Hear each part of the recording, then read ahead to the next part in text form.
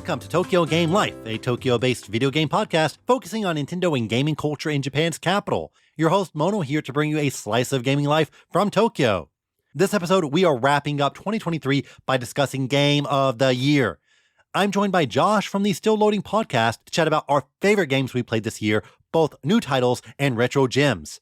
And this episode's feature is about Japanese gaming pamphlets. You can find dozens of these free at game stores all over Japan, so I'll break down what's inside these cool pieces of gaming media. And as always, we'll wrap up with the news, including my most anticipated games from the Game Awards. Let's start with the Game of the Year 2023 with Josh from the Still Loading podcast. Tokyo Game Life only on the Tokyo Beat Podcast Network.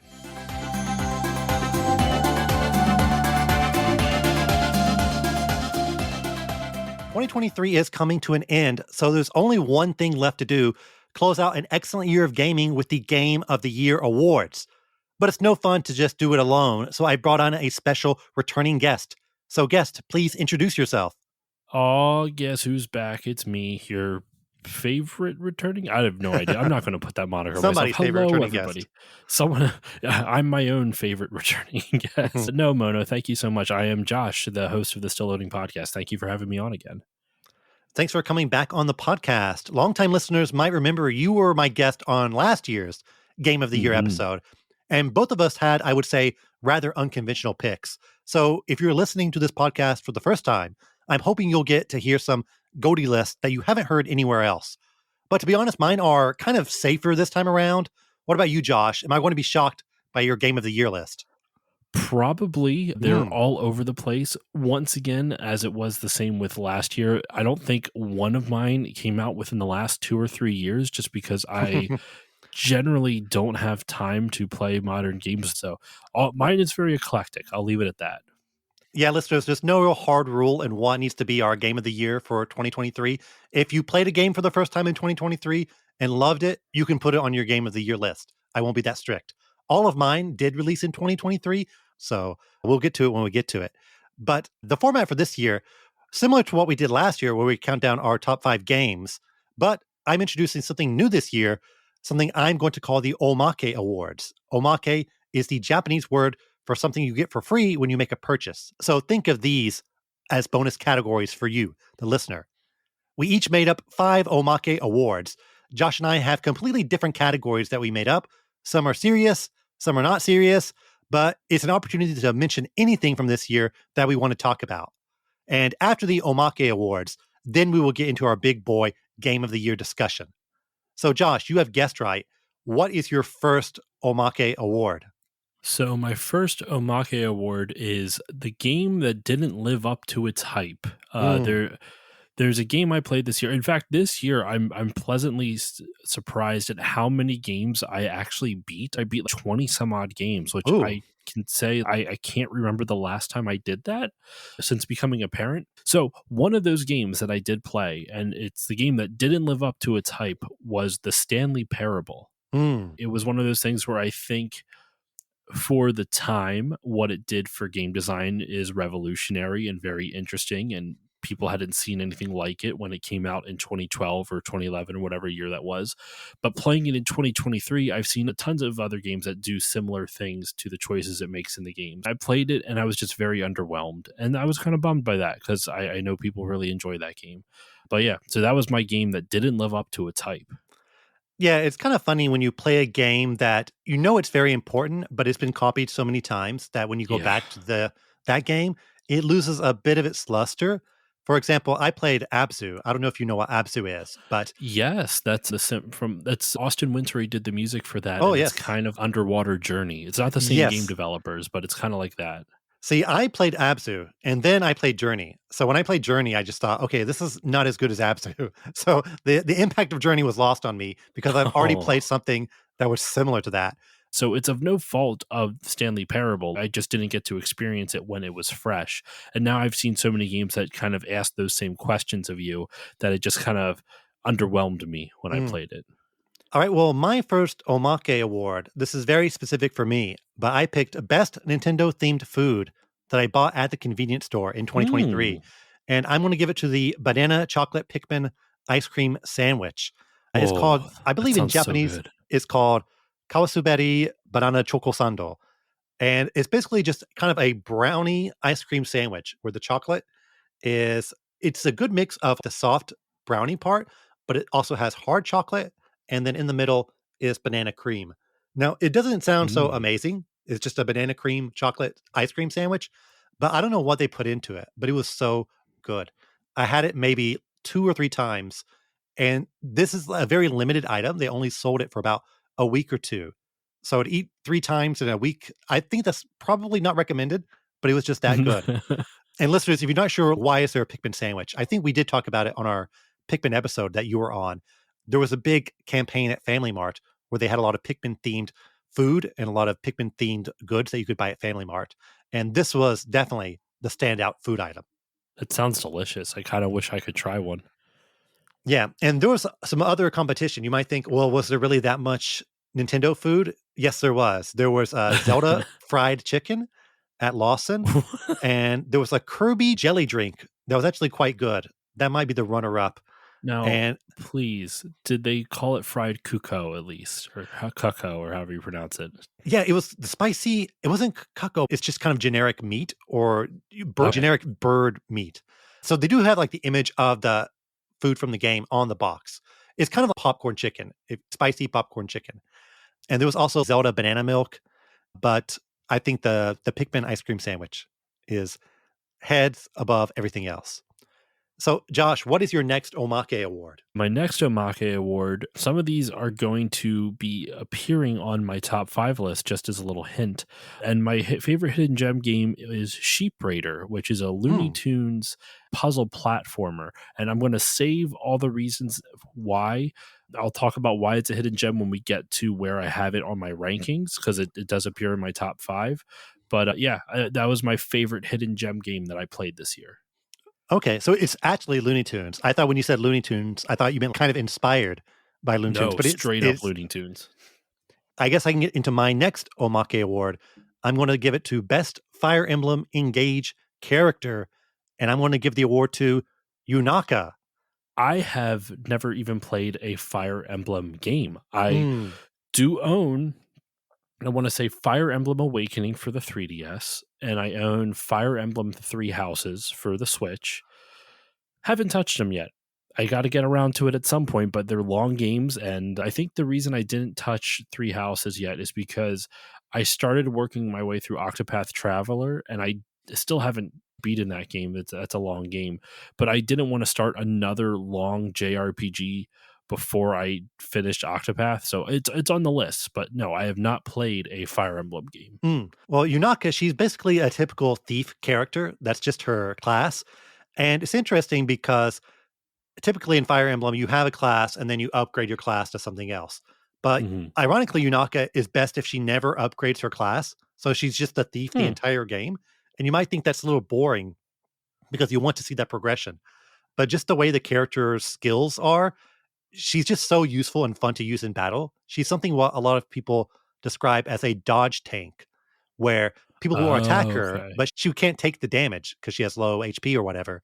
But she can dodge many, many attacks, so they won't even hit her. So an enemy will attack, let's say, 3 times in a row, but she dodges every single one. It's the same as if she just got hit and then took 0 damage each time. She has really high DPS, and she's just so versatile to use. Then you could also really build her up to be a critical hit machine. So you Mhm. could, if you really fiddle with these stats a lot, she can hit critical hit pretty much every time, which is really ridiculous. So she's critting all the enemies, and then she's just not getting hit. She can be borderline invincible at times, which is really fun. And she has such a really fun personality. She has a very bright disposition, but she's also an assassin. So when she does her critical hit attack, she has something like very scary and serious to say. And she has a really fun design. She's kind of wearing like this black cat suit and a cape, and she's got this wavy red hair and weird stars on her face. And at the main hub in between battles, everyone switches their costumes. And she's wearing a cardigan, a wool cardigan, which seems so anachronistic for like a medieval sword and sorcery fantasy game.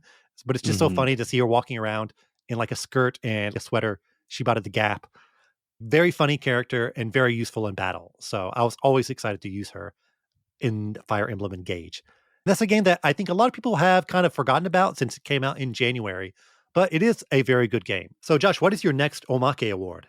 All right. So my next Omake award, and this is the game I am most sad that I didn't buy, and that is Super Mario Wonder. Ooh. I am so sad that I don't have this game yet. I've heard nothing but good things. Both I have listened to the episodes of your show that you talked about it, and I cannot wait to get my hands on it. So yeah, I'm just sad, Mono. I'm sad. It's the game I am most sad that I did not buy. Well, you might hear about it later on in this episode, so we'll I see. would have assumed so. And my next Omake Award, this is number 3 for me. I picked Best Nintendo Tweet, and I'm gonna give this Mm. award to the announcement of Everybody Want to Switch, the tweet that announced Everybody Want to Switch. Josh, did you see this tweet? I don't know if I saw it. I mean, no, I don't think I saw this one. I guess some background story on what does everybody want to switch. This game was heavily rumored, I want to say last year. I believe Emily Rogers, who is a journalist, she mentioned it that Nintendo is working on a sequel to Want to Switch. And she did call it Everybody Want to Switch. And she mentioned that internally they are so unsure about the quality of the game, they might just release it randomly. I think she said last year that it would release in May of 2022. So keep this in mind. May of 2022, we're hearing about this quote unquote pretty bad game. And then I think a lot of people forgot about it. And then Imran Khan, who is another journalist, he also wrote a piece about it maybe earlier this year. And so enough people know about the game, but nobody knows, is Nintendo going to release it? Is it really that bad? What's going to happen?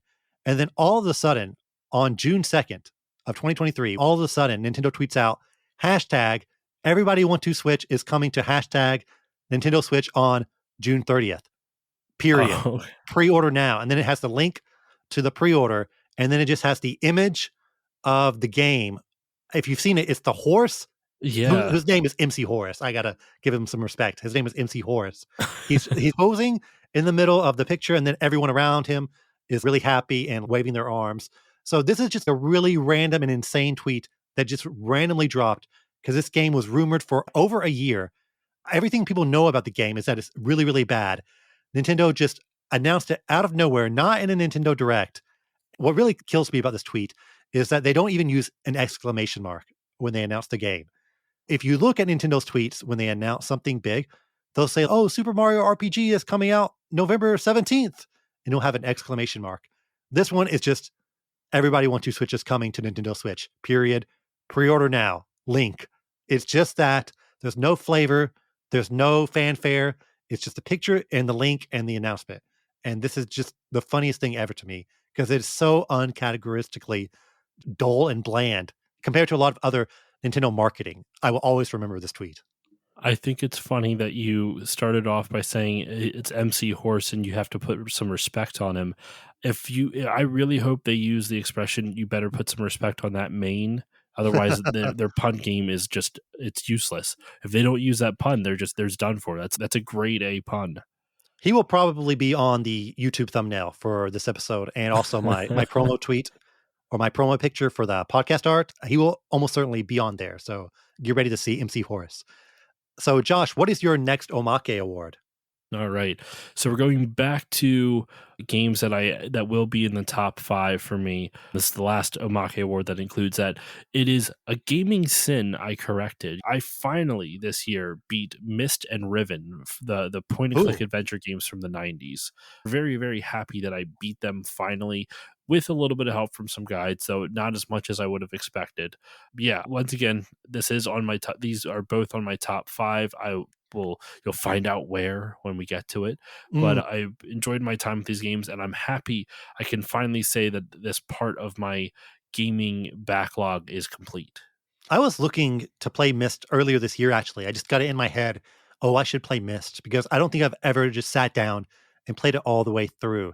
And I looked on Switch and there's something called Real Myst, which may or may not be Myst. But I've been thinking about Myst in 2023 as well. So I'm glad somebody So else has. Real Mist is basically, instead of the point and click nature of it, it's a fully 3D first person puzzle game. You're Okay. exploring around the Mist Island in first person. Now, the company that makes Mist, Cyan, they recently re-released Mist with beautiful new graphics and ray tracing, and you can play it in VR too if you have a VR headset for PC, I believe. I don't know if it's coming to home consoles or if it's already there for I have no idea. But there is a brand new version that you can buy for $30 on PC. So yeah, it's back, man. And apparently they are working on a remaster or a remake of Riven as well. So Hmm, which is cool. kind of cool. Awesome. Yeah, I definitely want to hear more about it. And my fourth Omake Award, I'm going to give it to Best Character That Doesn't Exist. Wa Peach. The Have you been keeping up with the Wa Peach news lately? Waluigi version of Peach or a Wario version of Peach? Sort of. The creator of Waluigi from Camelot, because Waluigi first debuted in Mario Tennis for the Nintendo 64 Mhm. as a double partner for Wario, basically. That's his origin. And they pitched that they wanted to make Peach and Daisy versions of, for example, Wario and Waluigi. And at the time, Miyamoto has a famous quote from Nintendo Power where he says, I guess Camelot is quoting Nintendo. They're saying, oh, Miyamoto said he didn't even want to think about them or he didn't even want to see them. So Miyamoto shut down the idea of Wa Peach and Wa Daisy very quickly. But when Camelot made their GameCube Mario Tennis game, this time, instead of just saying an idea, they had a design for she's called Waru Peach in Japanese, which you could translate to, I guess, Wa Peach, or I guess Wall Peach is maybe more Mhm. accurate. But the creator of Waluigi, Fumihide Aoki, he recently on Instagram, he just posted his concept art of the character that he wanted to add to Mario Tennis as the evil What? version of Peach. And not just the 2D art, but he also uploaded a 3D model as well. That's So amazing. according to him, this is what he showed. I don't know Miyamoto, but he showed Nintendo that they wanted to include this character, and maybe Nintendo said no. But if you haven't seen her, she is kind of not exactly what you would expect in terms of an evil Peach. She's definitely a bit more cute. She's got this blackish purple dress, and she's got these X's on the bottom of her skirt and these kind of Mm. high boots, these high black boots. And she has this really strange headpiece with horns and kind of these orbs around the horns. But she is a blonde, blue-eyed girl, so she's not that different from Peach. She's not hideous by any means. And it's just a really awesome thing that was randomly dropped out of nowhere. All Nintendo fandom is just going crazy about this character. She does look very out of the early 2000s. So I can see Mhm. maybe Nintendo didn't want to put a character that seems so, I don't know, I guess locked to the times. Because if you think of Mario and Peach, they seem kind of out of time, I would say. You don't think of them Yeah. as 80s designs. You think of them as they could be from any time period. She definitely looks like she came from 2001. So maybe Nintendo did not want to include her. But I'm very excited to see what the Nintendo fandom does with this character in the many years to come. That's wild, man. I looked up pictures of it now. I like the design a lot. I see what you're saying, how Yeah, it's it's kind a of cool stuck in the design. past, but I really do enjoy the look of it. Though I will say the 3D model doesn't look anywhere as good as the concept art. Yeah, that tends to happen. So, Josh, what is your next Omake Award? I believe it's the last one, correct? Correct. This is the last Omake Award, and my final Omake Award is for the best game that I bought due to FOMO, but I never played. Mm. And oh man, did FOMO hit me hard on this one. It is the iconic Tears of the Kingdom. Oh. I bought it shortly after launch. I want to say a day or two. Had a gift card. I used it, and I think I've logged maybe 5 hours into it, Hmm. maybe 10 at most. I got off of the opening area, and I Yes. think I went to the castle. I forget already. I forget what I've done. It's been months. I do need to go and actually play it, but it's hard to, once again, it's hard to find time. So yeah, I'm bummed. I really enjoyed what I did play of Tears of the Kingdom, and but people were talking about it so much. I saw all the videos of it. I'm like, I gotta buy this game, and then never really touched it. Proceeded to barely play it. So FOMO got me, man. It got me real hard. All the social media stuff got me. I normally don't get swept up into the hype cycle of something, but Tears of the Kingdom got me. Yeah, I totally get it. But maybe after today, hopefully you have inspiration to pick the game back up. We'll see where it appears on my game of the year list. And my final Omake Award, it's kind of a similar one to you. Best game I didn't finish. And I'm going to give it to Uh, Octopath Traveler 2, which bring it back to Octopath. All yes. right. So yeah, it was funny when you mentioned Octopath Traveler earlier. I think a lot of people have this issue with Octopath Traveler where they're enjoying the game. They realize it's very well made with a ton of creative ideas, but it is quite long. I put 30-ish hours into it, but I don't even think I'm halfway done with the game. I'm not really a stickler in terms of short or long games. If a game is long, but I'm really loving it, I'll beat it eventually.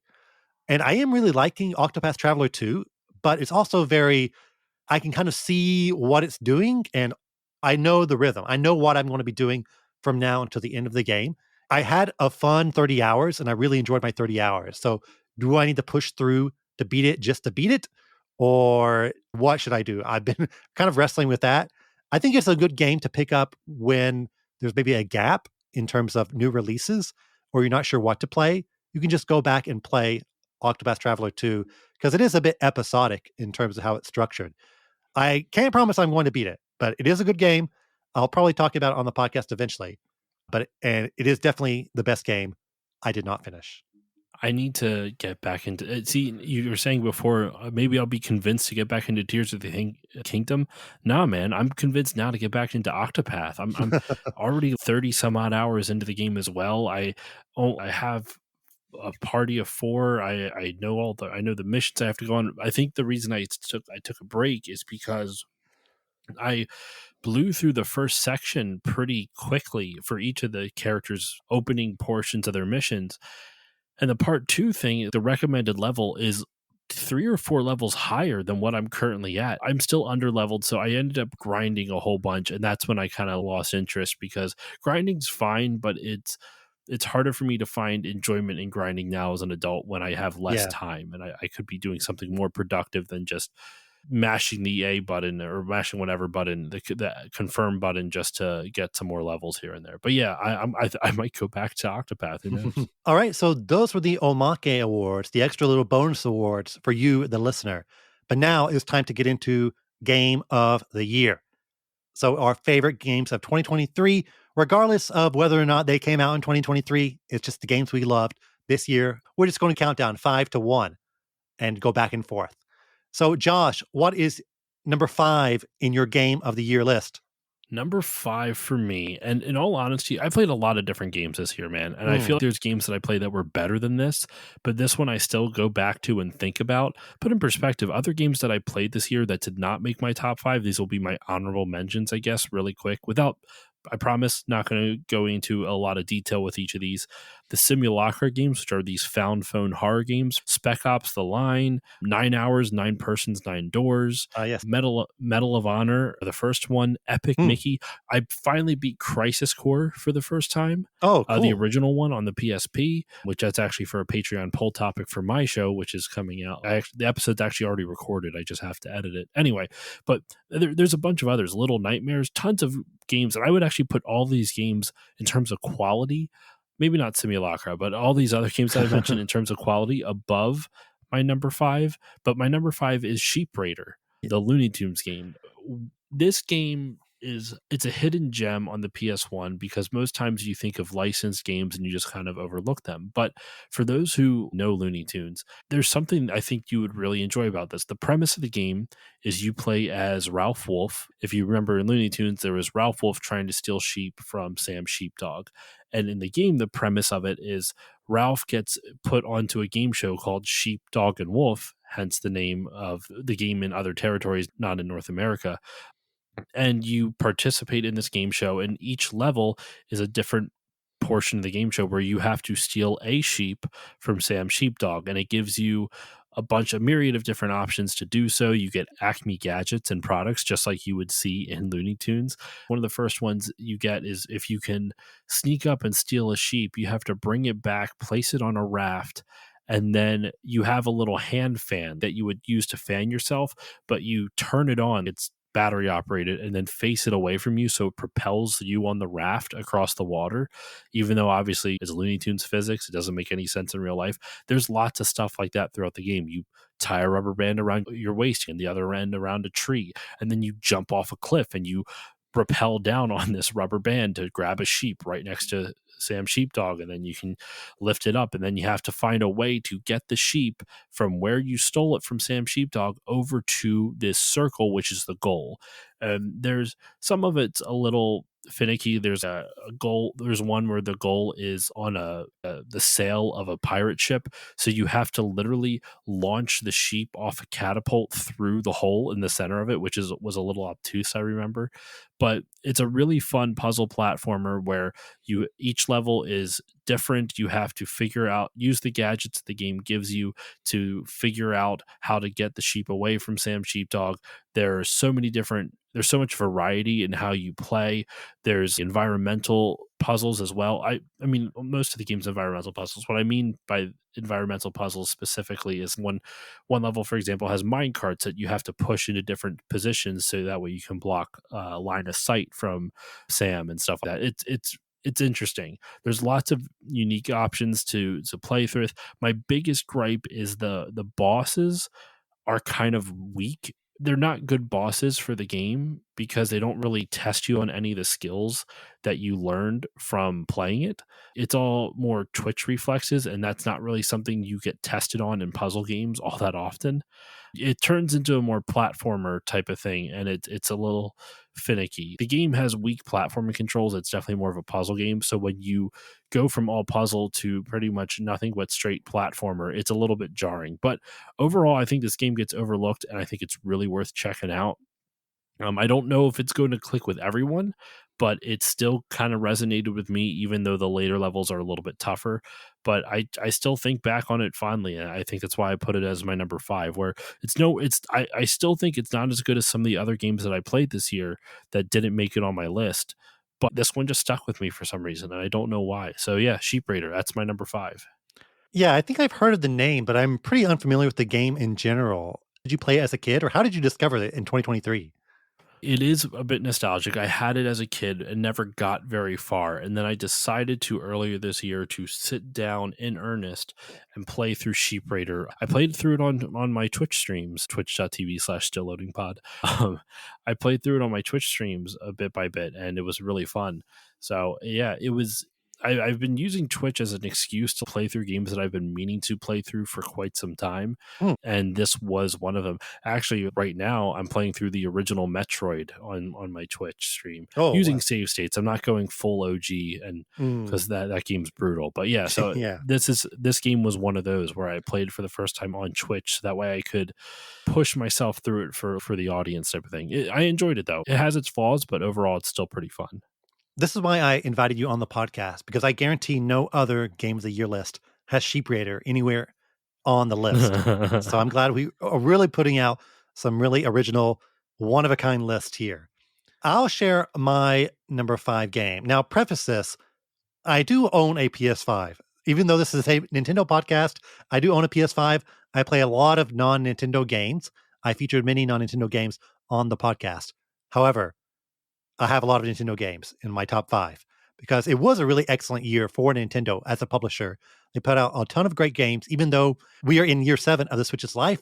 And this year was filled with a mix of a lot of original games, a lot of masterpieces, also a lot of Mhm. remakes, a lot of callbacks to older franchises. And my number five game of the year, I'm going to give it to Kirby's Return to Dreamland Deluxe, Oh, which is okay. it came out in 2023, but it is a remake of the 2011 Wii game. And it was actually ironically just called Kirby Wii. So in Japan, it's called Kirby Wii Deluxe, which is a very strange name, but it's from HAL, the makers of Kirby, and also Vanpool, which also has done a lot of co-development of past Kirby titles, including The Forgotten Land, which we talked about last year. And it is an excellent 2D platformer, and I think the perfect follow-up to Forgotten Land that we both talked about last year. We both had it on our Game of the Year list last year, and I think that was kind of the gateway to Kirby for many, many people because it was its sort of big entry into Mhm. 3D. And so you might think, well, Kirby's 3D now. Why should we go back to 2D? I think this game is really emblematic of what is great about 2D Kirby games. And 2D Kirby games, they are not Twitch platformers. They're not like Mario, they're not like Donkey Kong. I would say they are mostly closer to character action games. Not quite Bayonetta, but you're going through the level and you're not thinking about timing your jumps as much Mm, as you are yeah. thinking about dealing with enemies and using the enemy powers in different ways. And a lot of them are very puzzle focused. There's many secrets hidden in the level. There's things to collect. And this game also has, even though it's a remake, it has a lot of new content. There are new power ups for Kirby, including a mech power up. So he gets lasers, and Kirby's moveset in general, especially for this game, it's so diverse. It is very similar to Smash Brothers, where, okay, B down does something, B up does something. If you're in the air and press B, that does something different. He has so many different attacks for all his power ups. And the new ones, the sand one and the mech ones, are really awesome. And we were kind of jumping ahead a bit to Super Mario Brothers Wonder, but Wonder, the big gimmick of that game is the quote unquote Wonder Flower, where you touch it and then the stage changes into something totally different, something you wouldn't expect. But Kirby also has this mechanic in this game, and Kirby got to it first before Mario. For example, there are these super power ups where you'll get like a huge sword, and then you can break through the level with the sword. Or you turn into a big dragon if you get a fire power up and you're just busting through things in the level. And then after that kind of super power up segment is done, then you are warped to a different part of the stage that is separate. And these challenges are a bit different from what you would find in a traditional Kirby stage. They're a bit tougher and they're definitely more fast paced, and at the end, you fight a boss. They're a very separated part of the level. So it's not quite Wonder where everything flows a bit together. But the idea of, Hmm. okay, the level suddenly changes to something you wouldn't expect is in this game. And Kirby got to it first. So I wanted to shout out that Kirby technically came up with the Wonder mechanic before Mario ever did. The fact that Nintendo is still doing 2D games and kind of reinventing them. I know for a while, Hmm. I mean, I feel you and I are old enough to remember in the late 90s and early 2000s, having a 2D game was considered almost taboo. Why would you Yeah. do a 2D game when you could have a 3D game? Even though I know this Kirby game is a remake of an older one, is that they aren't afraid to come back to 2D design. I think the indie scene has really shown that too, where 2D games can be really innovative. And I feel Nintendo is okay. Well, what if we come up with a goofy idea for 2D and then maybe that'll influence something we do later in 3D? And I feel it's such a smart way to do things where you could even see that even with the new Super Mario Brothers. You would see new Super Mario Brothers and then 3D World and 3D Land are kind of what if you did new Super Mario Brothers, but on a isometric perspective. They'll try some new ideas with some 2D games and then they'll try to reimagine them in a 3D perspective. So I'm happy that they haven't given up on 2D games. It makes me really happy to see. Yeah, and once Forgotten Land came out, and that was such a big hit, it's the best-selling Kirby game ever. A lot of people assumed, okay, HAL is done with 2D Kirby, but not quite. There are many, many Kirby games that they could remake, and they could make a new 2D Kirby game. I wouldn't mind that at all. And I think this is an excellent game to remake because it is different from Forgotten Land in what it focuses on. For example, this game has a heavier focus on multiplayer. You can play as King Dedede, you can play as Meta Knight. Forgotten Land did have some multiplayer, but it's much more deep here. And this game also has easily the best mini game collection. Kirby games, of course, are very iconic for their mini games that you could play outside of the Mhm. story. And this one has, I forgot the name, but it's Magalore's theme park, where it's a separate hub you go to and you can play all these different mini games. And a lot of these mini games are from past games.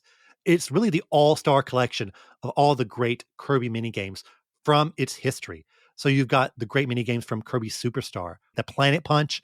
You've got Samurai Mhm. Kirby, one of the best mini games ever. You've got Checkerboard Chase from Kirby 64, again, one of the best mini games ever.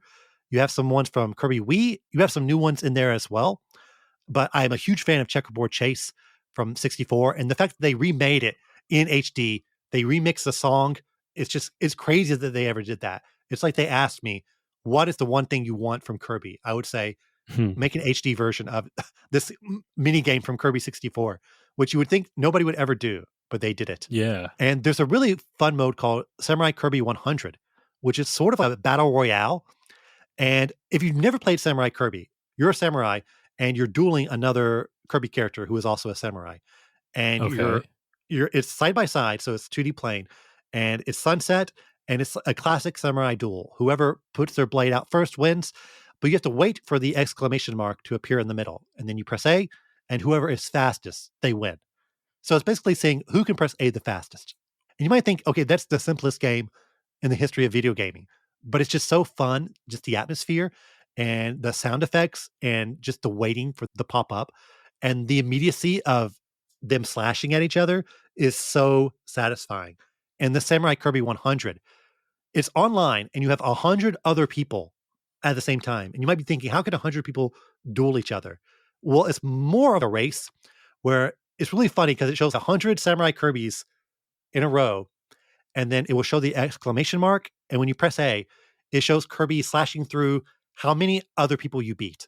So, for example, you will slash through 90 Kirby's, and then your position is 10 or something. For the leaderboard, you only have one chance per day. So, if you want to be at the top of the leaderboard, you get one chance per day. But you can still practice as many Interesting. times as you want. This is just a really fun idea that's just hidden in this Kirby game. So, yeah, Kirby's Return to the Dreamland Deluxe. It came out in February.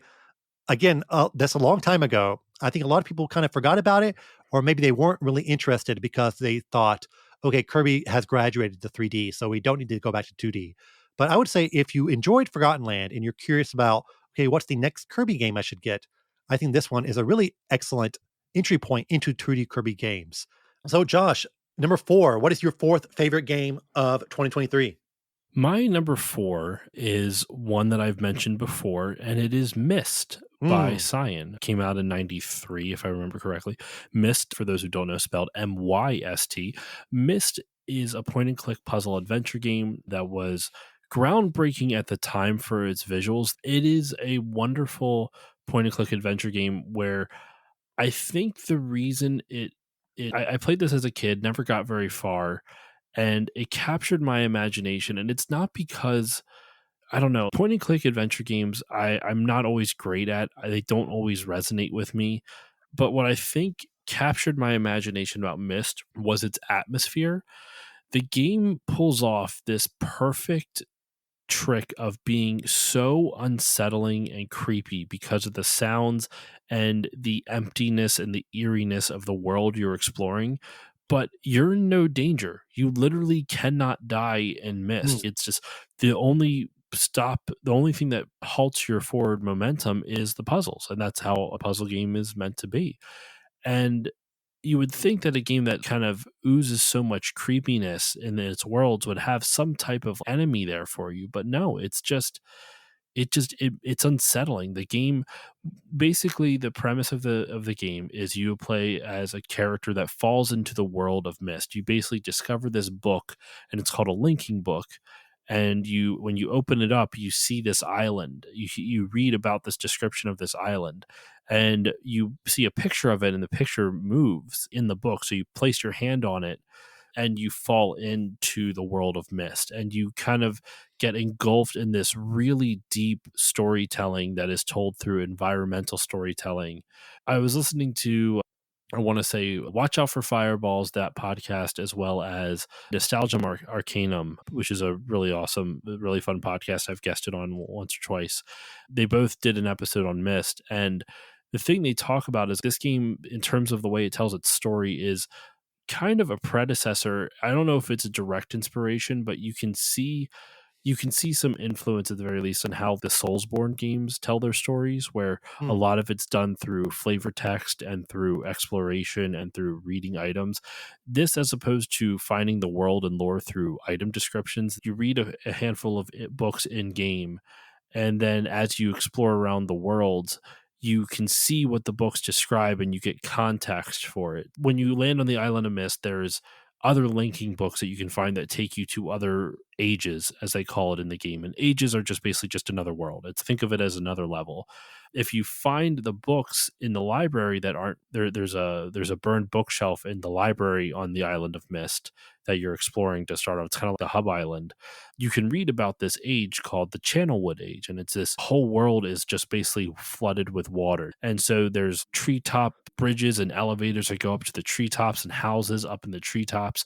And you have to find your way how to get up there. That's the puzzle element. But when you do get up there, you can see remnants of the civilization that used to be there, and you get hints of what happened in the book, but then you can start piecing things together.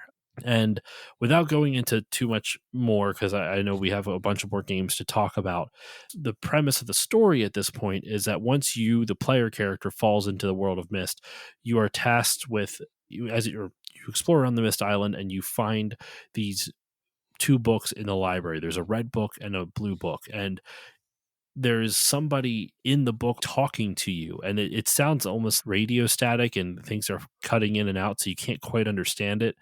And basically, they just say, bring me the blue pages. The blue book is telling you to bring him the blue pages. The guy in the red book's telling you to bring him the red pages, or as he reads it, bring me red pages, as the actor does in the game. And as you put the books back together by finding their respective pages, the picture on the video becomes more clear, and they can talk to you more effectively. And at the end of the game, you have to determine who's telling the truth, who's lying, and who is the actual good guy and bad guy. And it might not be what you expect. And the way you can tell who is good isn't directly by their messages. You have to look at the world around them, the world that they visualize, to get an idea of who these people are that were trapped in the books. If they're such good people, why were they trapped in the books in the first place, type of thing. So you have to kind of start picking and choosing. It's really good. The storytelling is great.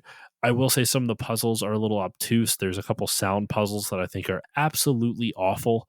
And I think they're smart for how they wanted it to work, but there's still, I have some issues with it. But yeah, so that's my number 4 was Mist. I was very pleasantly surprised. And while some of the puzzles I don't think hold up, and I think some of the game can be a little obtuse, I think the world building and the story is really, really good. I think they really nailed it, even with some of the bad 90s full motion video acting. Which version did you play? Because yeah, Myst is maybe one of the most ported games ever. I played a port on Steam. There's the Myst HD version. There's the Myst Masterpiece version. That's what I played. I played the Myst Masterpiece version, but there are so many different versions of Myst that you can get. But yeah, I really enjoyed my playthrough of it. I was pleasantly surprised. The game still captures my imagination even as an adult. I love the world building in it. So if you have not played Myst and you're in the mood for a puzzle game, it's worth at least trying, because the story is actually really interesting, and the background and the history and the world building is great. It's just the puzzles are a little obtuse. Yeah, it's definitely an iconic game. So many puzzle games were inspired by Myst, and it has a really distinct art style even today. I don't want to say it's steampunk. It's kind of a mix of fantasy and classical architecture and also sci-fi a little bit. It has a mix of everything. So it really stands out even today. The aesthetic of the world, I think they really nailed. While the 3D graphics don't look great by comparison, and it's still images. It's not a fully living 3D world. It's just 3D renders. But considering that it's just 3D renders that you're clicking through from screen to screen, it still feels so fully realized. Though there are a couple moments that you have to go pixel hunting. So I would suggest, if you do end up playing this game, don't be afraid to use a guide. I think this game was designed around the time when you think about people had a lot more free time on their hands and a lot less choice of entertainment. So don't necessarily feel bad for having to look up some stuff, but it's a great game. Definitely. And my number 4 game of the year, again, it's a remake, actually. I do have new games that are not remakes on this list, but this one kind of slid in at the last minute. It's a remake, but it's pretty much all new to me. And that's Super Mario RPG, 2023 remake Ooh. from Arte Piazza. I wasn't sure if it's going to make my top 5, so I did have to bump out. I'll give a shout out to this game real fast. Never Awake used to be my number 5 game, which is a really cool indie 2D twin stick shooter. I'm sorry, Never Awake. You got bumped out of the top five because Super Mario RPG, it really kind of blew me away when I played it. And I rolled credits not too long ago. So I don't want it to be recency bias, but I am pretty confident in its position in my Game of the Year list. It's, yeah, a remake of the 1996 game from Square Enix. So they made this, and then 1 year later, they put out Final Fantasy VII. So it is kind of an interesting contrast to see these two very different RPGs that came out very, very close to each other and were very historically important. And I did play a little bit of Super Mario RPG through an emulator years and years ago. Have you ever played Super Mhm. Mario RPG, the original SNES version? I have. I actually own a complete in box copy in my Oh, collection of it, and I love it. A Booster for Smash, baby. I want to see Booster everywhere. He is one of my favorite characters just because he's just so comically insane. He is mm. just a man with no eyelids and a giant beard and a red nose, and it's just, he's wonderful. He's so goofy. He's so silly. I don't remember much about his character other than his silliness. I do know, doesn't he kidnap Princess Peach and try to get her to marry him or something like that? Um, Yes. he's got some problematic stuff going on with him, kidnapping people, but he's just so silly and over the top. Or even when you rescue Peach, I remember it's almost played off as comedy for him. I love the character of Booster. Sorry, I'm not going to keep singing the praises of Booster, but every time people mention Super Mario RPG, I just think of that derp. He just constantly, like, the way his mouth, in especially in the original one, the way his mouth is animated, it just looks like it's always open, just ready to Mm. yell at any moment. Booster is ridiculous, and I love him. Yeah, so I have no real nostalgia for the game. I've barely played it through an emulator years ago, so it's mostly all new to me. Of course, I know a lot about it just through osmosis. I've seen some of the characters before, but otherwise, it's pretty much a completely new game. And it really captures what makes JRPGs great. It has everything I want in a JRPG. It has a very fun battle system. Now there are so many Mario RPGs, so we kind of know what to expect. But as a first attempt at a Mario RPG game, they really nail what makes Mario great. And they also really nail the interesting elements of a JRPG, and let's combine them together. So it has a really great battle system that relies on timing. So it's not just selecting things from a menu. You need to time your button presses if you want to do better attacks. And this remake, it adds in AoE attacks if you get perfect timing. So that's a little extra Mm. bonus, which does make the game easier. A lot of people criticize the game for being too easy, but I think the mechanics are so fun that I don't care if it's easy. It also has really great towns. Every town you go to, it has its own story, its own atmosphere. There's things to find, secrets to discover. Every town is really wonderful. There's so many side quests and mini games that are hidden in the world. And you mentioned Booster earlier. Booster's Tower, that dungeon, is really excellent. I've never seen anything like it in a Mhm. game. It's just a weird wooden tower, and it's kind of decorated with these checkerboard patterns. I've never seen this design in any other place in a game, especially a JRPG. It really stuck with Mhm. me. And when you enter it, you see the pictures of his family. It's just an immediate what is going on when you when you go into this place. It's so memorable.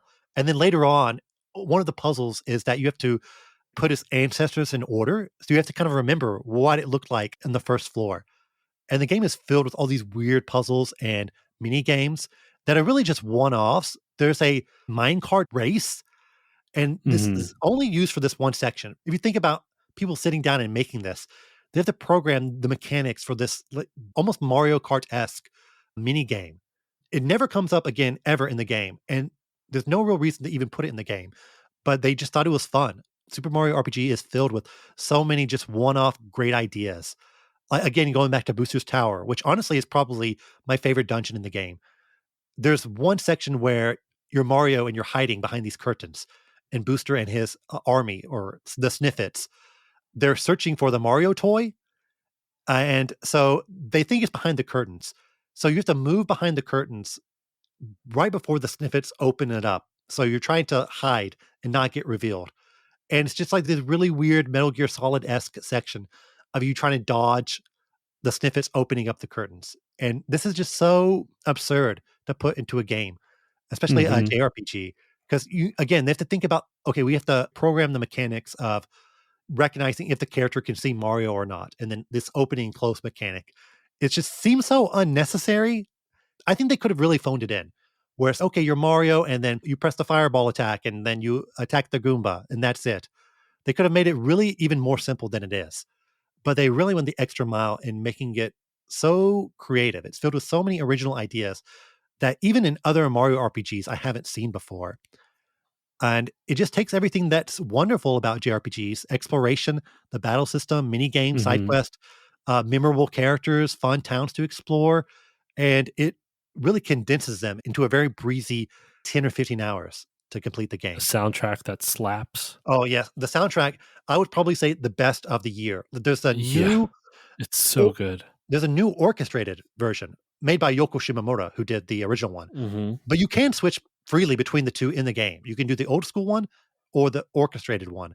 Since I have no nostalgia for the original one, I really do love the orchestrated versions. They just sound so grand and so amazing. It really feels like you're on an epic adventure. Some of my favorite music this year, period. And yeah, it's just a really fun RPG. We talked about Octopath Traveler, how long it is, and that's also a good game. But there is something to be said about a 15-hour experience that completely understands what is fun about a JRPG, and you can experience all that in a very truncated time span without sacrificing what makes the genre really fun. So Super Mario RPG is my number 4 game of the year. I love that game, man. I really do. I haven't played it in a while, and I did want to get the remake, but couldn't justify spending the money. But I really enjoyed my time with Super Mario RPG. So Josh, what is your number 3 game of the year? My number three, it is in the same vein as Myst. Quite literally, it is the sequel to Myst. It is Riven. Mm. Actually, the title of the game is Riven, the sequel to Myst. I beat these games somewhat recently back to back, and Riven improves on every single thing that Myst did. I would say Ooh. there are some puzzles that I don't enjoy, but by and large, Riven improved on pretty much everything. The visuals of it are just stunning even to this day. I still think the visuals of it look great. There are some spots that are a little rougher on the edges, but they do a lot more with animation. There's a lot more 3D animated segments that kind of get superimposed on top of it. The storytelling is so interesting, where the premise of this one is it picks up exactly where the first Myst left off. What Riven excels in is exactly what Myst excelled in. It's with world building.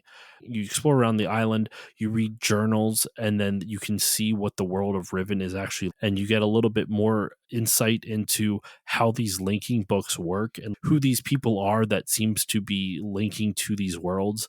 And they practice this thing just called the art. It's a proper noun, it's capitalized, and it kind of comes across as these authors almost are writing worlds into existence, but they don't have full control over the worlds they write into the existence. It's Hmm. super interesting. Myst and Riven are worth checking out just for the lore alone. Cyan, the developer of them, really did a fantastic job at creating a unique world and narrative, and it makes you want to explore the world more and learn about it and learn about what they do. It's awesome. It's worth checking out. It's so good. I think a lot of people have played Myst or they've touched it, but I think Riven has definitely flown under the radar. What do you think about the name? Should they have just called it Myst 2? Because the name is Riven colon the sequel to Myst. For marketing purposes, they should have called it Myst 2, but I think the name is cooler. I think Riven Mm, is such a cool name. And Riven, once again, it's a world of five different islands. It's got one of the cool things that it captured in my imagination as a kid is that there's this transit tram system that helps you travel from island to island. And the original game, the mm. tram system was these really cool 3D animated. I can't even describe it. It looks almost like a rocket, almost, or a helicopter, I guess, cockpit that's attached to wires, and you go through it. It's the imagination in the world building is so unique and interesting. It's accentuated as much in Myst. It's really cool.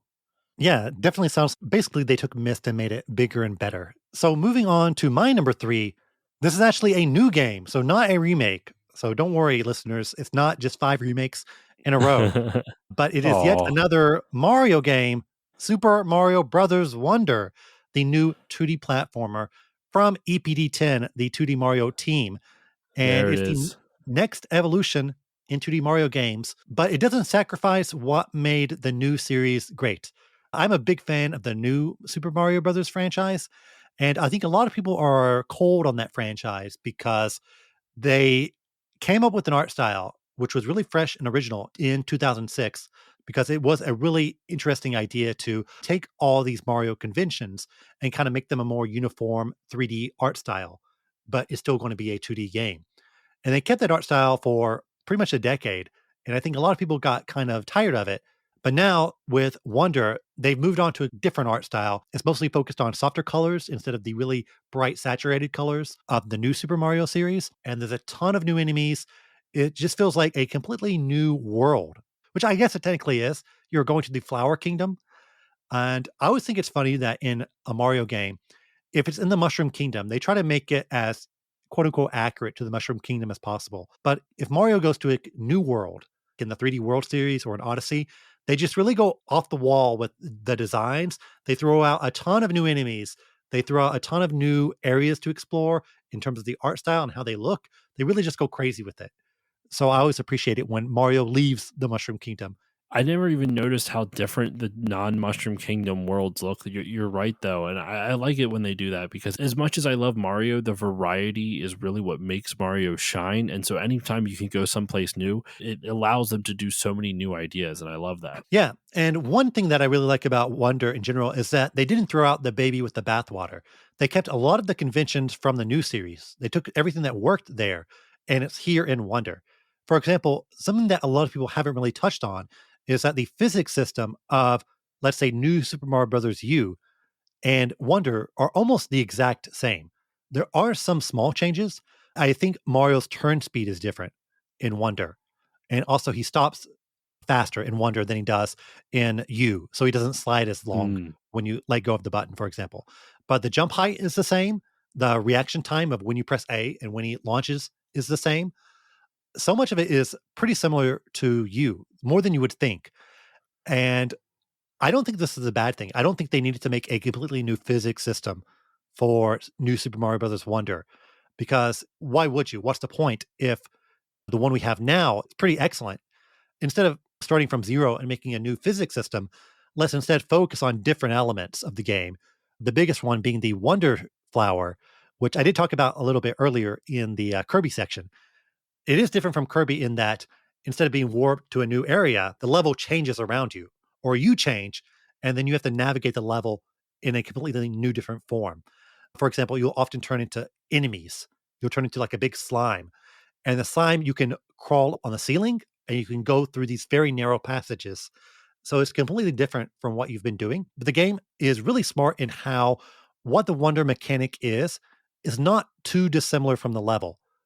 It's hard to predict what the wonder mechanic is going to be, but once it happens, especially once you replay the level, you understand, oh, okay, I see what they were building up to for the Wonder Flower. I see that, okay, the twist on the Hmm. gameplay, it makes sense.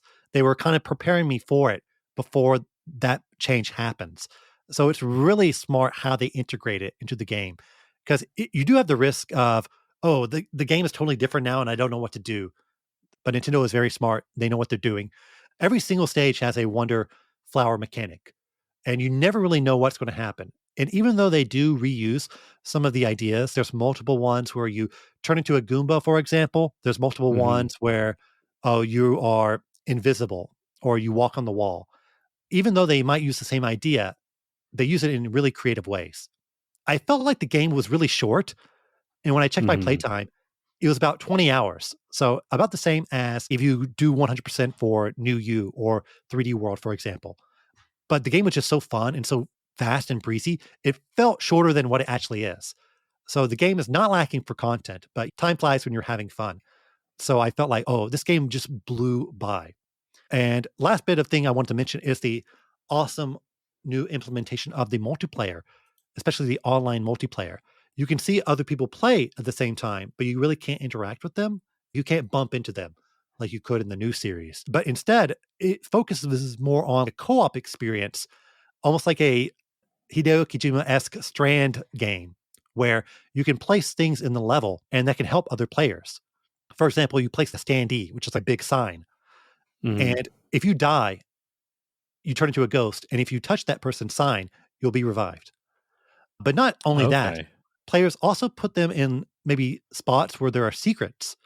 For example, you're jumping through the level and you see a standing really high up, and it looks like it's just hovering in the air, but you can't put the standees in the air. You have to put it on a surface. So that tells you, oh, there's a secret block somewhere that I need to find.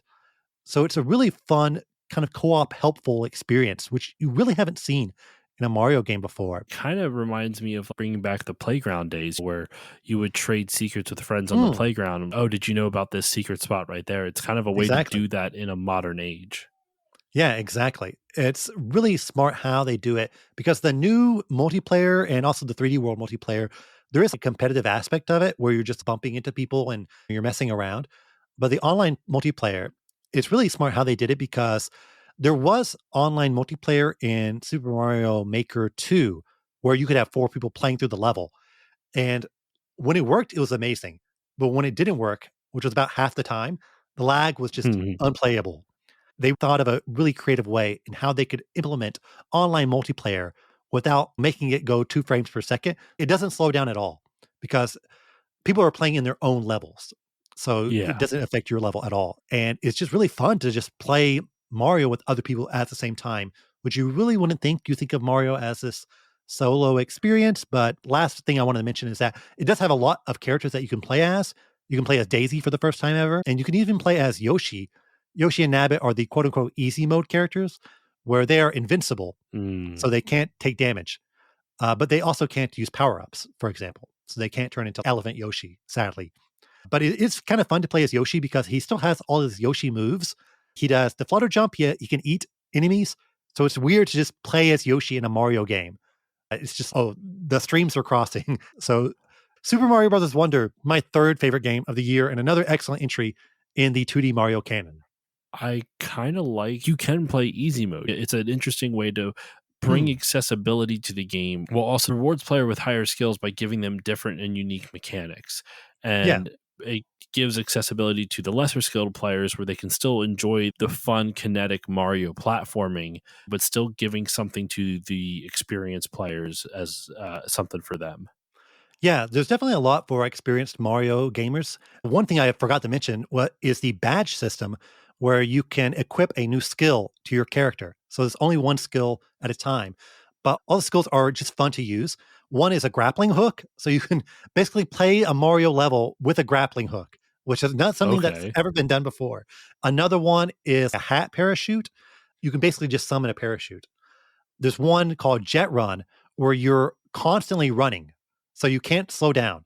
So it's an auto run, but you can run on the air a little bit, and then you can kind of jump in midair. There's also other ones where you can do a higher spin jump.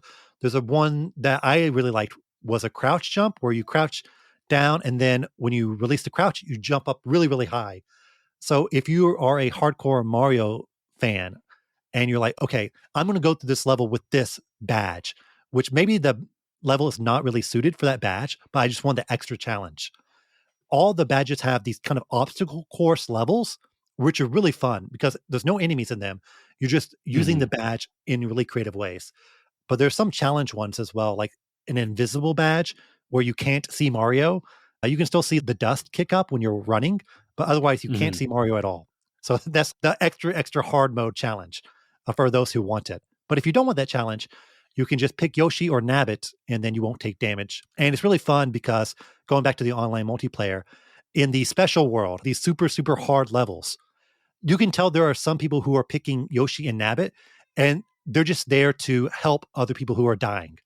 So because you can't take damage. So in some levels that are really enemy heavy, basically Nabbit is just kind of standing around and at these really tough spots in the level. And when other players are dying, you can just go to Nabbit and he'll revive you. So there are people who are they're Oh, just that's going cool. into the level just to help other people, and that's something I've done as well. I pick a light blue Yoshi, and I'll go to some of the levels where I know that are really really tough, and I'll just go to the hard part and just help revive people and kind of walk through the level with people who are online. And it's really fun when you get to the flagpole together and you're popping off the emojis. It's just a really fun, heartwarming experience that I never thought I would have in a Mario game. So that's one reason why Super Mario Bros. Wonder is my third favorite game of the year? I mean, with all that, I can't imagine what you're gonna say about your number 2 and 1. Though I have a suspicion I know what your number 1 is. I think I Mm. have a suspicion. But Josh, I want to hear, what is your number two game of the year? All right. So finally getting out of the 90s in my list here.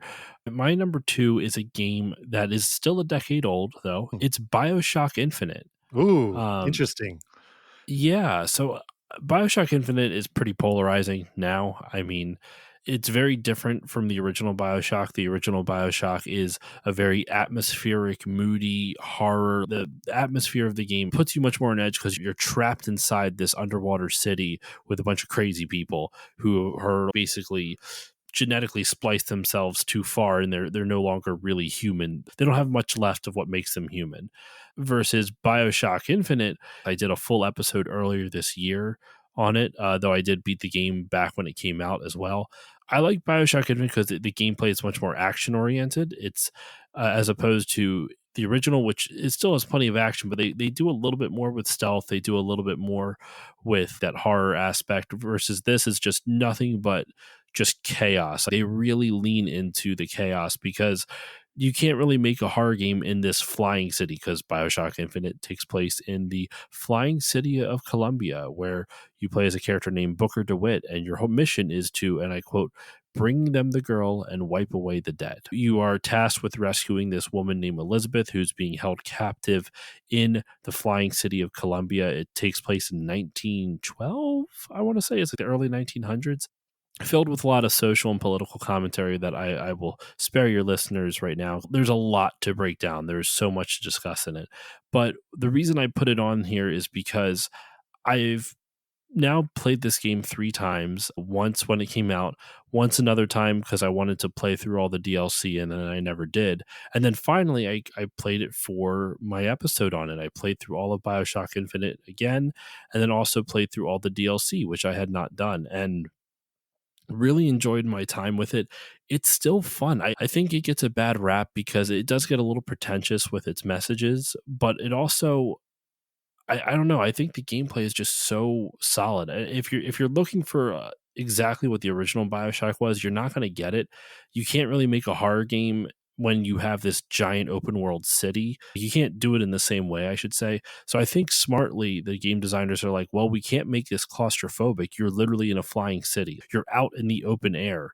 So even though technically, yes, if you jump off the edge, you die. So it's you might as well be claustrophobic. You're stuck in this place, but you don't feel that way because you're literally out in the open air. And they even have these things called the sky rails where you can jump on them with your sky hook, and it kind of acts a little crazy. It's like a monorail train system type of thing from building to building that just goes through the air, and you have fights on it. You'll fight enemies on it. You have to deal with some enemies, the handymen, who if they jump up onto the rails with you, they may not be able to travel. They won't be able to catch you. They're too slow, but they can electrocute them. So you have to jump off them at the right time before they electrocute it and knock you off. And if they do that at the wrong spot, you can fall to your death type of thing. It's a fun game, man. I think what I enjoy about it is that it is just nonstop action. And I think the original BioShock does a lot more for storytelling in games. BioShock Infinite is just flat out fun. It is just chaotic shooter action.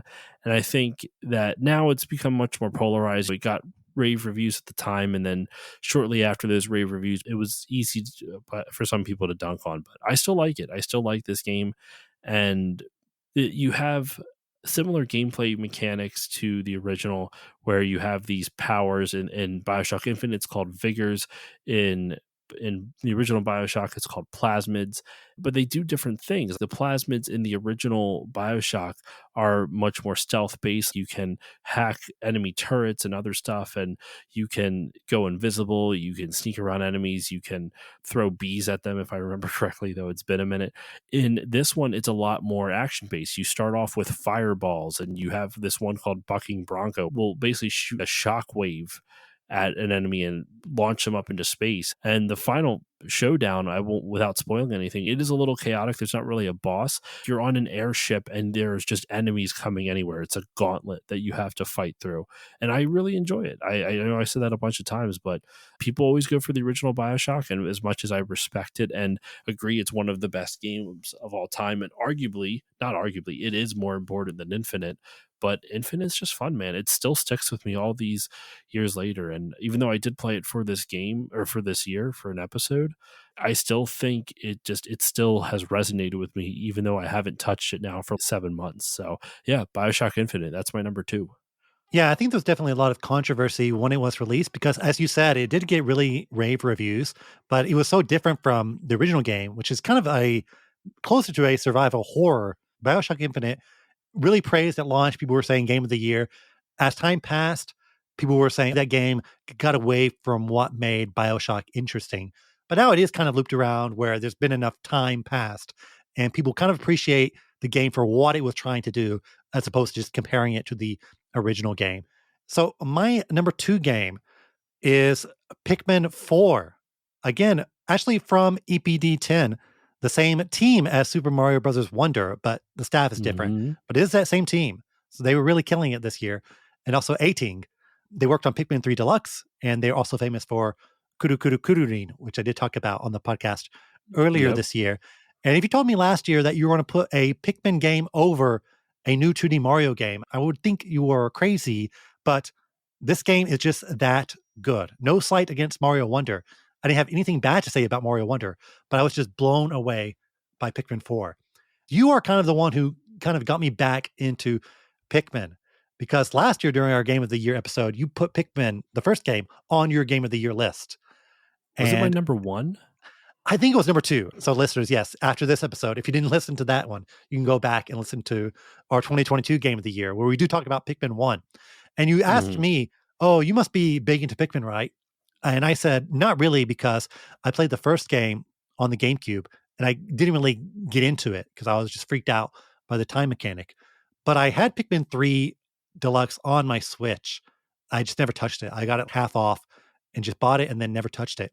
But then after you talked about Pikmin 1, and then my wife wanted to play a game, I thought, well, let's just start up Pikmin 3. And I got really into Pikmin 3 and I really loved that game. And I really got hyped for Pikmin 4 as well. Nintendo released Pikmin 1 and 2 on the Switch before Pikmin 4 came out. So I played through 1 and played a little bit of 2. Ironically, I played through all the Pikmin games this year, something I would not have imagined if you asked me a year ago, That's are you going to wild. play through all the Pikmin games? I would say no. I'm not really into Pikmin. But now I am deep, deep into Pikmin. And it's my number 2 game of the year because I think it is the ultimate Pikmin experience. It takes everything good about 1, 2, and 3. All these games, they focus kind of on different aspects. Pikmin 1 really focuses on time management and doing puzzles and exploration. Pikmin 2 is really focused on the caves, these kind of smaller linear experiences where you really need to be careful. They're more obstacle courses. Pikmin 3, a bit heavier on exploration and overworld puzzles. And Pikmin 4 has all those things together. You've got the time management, you've got the smaller puzzles in the caves, and you've got the more open exploration elements. And they nail every single aspect of it. It took everything good about those games and made it even better. I think when we talked about it on our Pikmin 4 episode, I was on the fourth stage, and there are 6 stages in the game. And this game is a bit unusual because the credits roll at about, I want to say 60% through the game. The credits roll. Really? Yeah, so it's very weird. I think just because the game is actually quite long. It took me about 35 hours to 100%, which is Okay. pretty absurd for a Pikmin game. Pikmin 1 is a 4-hour game, Yeah, and it's not even long. Pikmin 3 Deluxe, I pretty much 100%ed it. It's about 15 hours to 100%. And that's doing the DLC, that's doing the challenge mode, but Pikmin 4 at 35 hours is basically as long as a JRPG. It just has so much content in the game. It's really absurd about how much they packed into it. And you roll credits after world or level 4, but there's still 2 more big levels after that. And that's not even including these extra mini modes and other challenges that we'll get into. But the game is just so rich with content. There's these huge worlds to explore. And my favorite part of Pikmin games are what Pikmin 3 really focused on is that you're put into this new area and you explore this huge world and you do these puzzles in the world. And these puzzles, they help you navigate the terrain better. So you build a Hmm. bridge and then you can go to a new area. Or you've knocked something down and now you can access this part of the map much faster than before. That's my favorite part of the Pikmin games. And Pikmin 4 really focuses on that. I'm with you on that part of the exploration, the overworld exploration where you can find different shortcuts through building bridges or tearing down walls. I said in our Pikmin 4 episode, I've only played the original Pikmin and the demo that I played of Pikmin 4 in preparation for that. But one of the most fun aspects is where you can look at the lay of a map, of this overworld map, and find these barriers, whether it's a bridge or the need of a bridge or a wall, and you might not be able to do anything just yet until you have the proper Pikmin for it. But once you do, then you can effectively optimize that map by tearing down specific walls, and it almost it's that sense of satisfaction of, okay, I did something this way once before, but now I have a way to do it 10 times more efficiently. And so you feel really good about figuring out a more efficient way to do something that took you so much longer the first time, if that makes sense. Yeah, the key word is Dandori, which Nintendo really That's, pushed yep. in the Pikmin 4 marketing. The concept is time management and task management. And that's still here in the game. Even though there's not a hard time limit, Pikmin 1 had a very hard time limit and day limit. Pikmin 3, you had a juice limit. You would really never run out, but still, you had to think about that. And Pikmin 4 got rid of it. There's still a time limit within one day. You can go as many days as you want. And you might think, well, if you take away that time limit, that really hard time limit, will that sacrifice the Dandori aspect of the game? Will it just be, oh, you can do anything at any time? You don't need to think about time management. And I would say no, you still need to think about time management because just inherently, you want to accomplish as much as you can within one day.